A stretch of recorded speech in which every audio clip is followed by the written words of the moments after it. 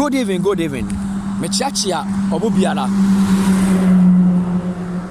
Meka message we akyerɛ mema ye wo wiase.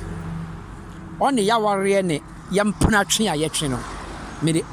ade we etuyefo. Onua ma bi ni wa asase Yesu a omumu ade. Wo ye bema ukofa saba ni bia asundwe ni asundwe e ma wabrabom da na ahotoso de wo nya bi da. Sane ma ne so wo fa belima wa hwehwe yie wo be fa belima bi wabrabo entimi nko wani muda. Enoma bebre ne akoso wa asase so a ye de hye ye fiefo nanso ye nkrofo a ye ne omonam na no me abekaye sa wo ware ba ana wo kofie bi na uhuru se ba bi wo ho obie na no osi belima akwase a obie na no odi belima tem ba ni muade mfa bi nko wabusua mu da menim asena me ka kire no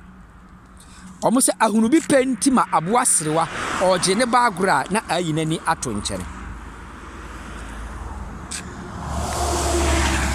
amma bebre anum asem aye nnome ato mo abrabo so a omo nya kunu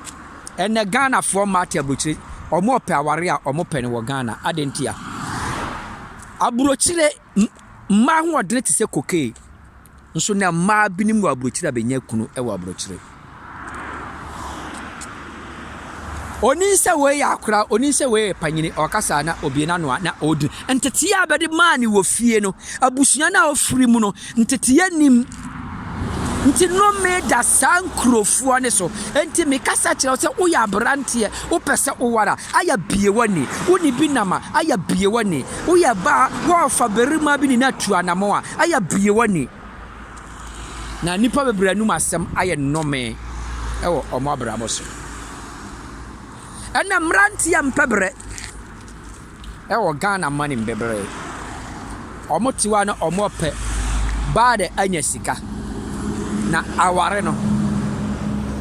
mranti ya na mo hwehwe ma omo anya sika ansa na omo aware be mo hwehwe akwantufu ansa na mo aware me kasa kire wo se wa hwehwe wo huyi a wo be fa nnome ato abrabo so hwe baade age ansa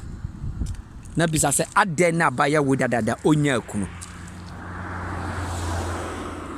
hwe na bisa no se aden na onya akunu enhwe se bi fra brochire aba unu se bi dakam unu se bi e wo store unu ofie fiti ya wo me kwakoware no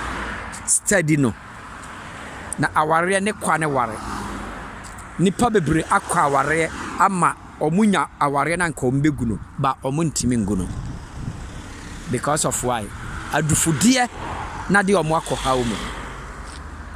adufudie e de omo akọ problem wo ya brante afa wo nsa ya adwuma na hia wan kasa wo dofo a wo do no wo ya barima e maba meware wo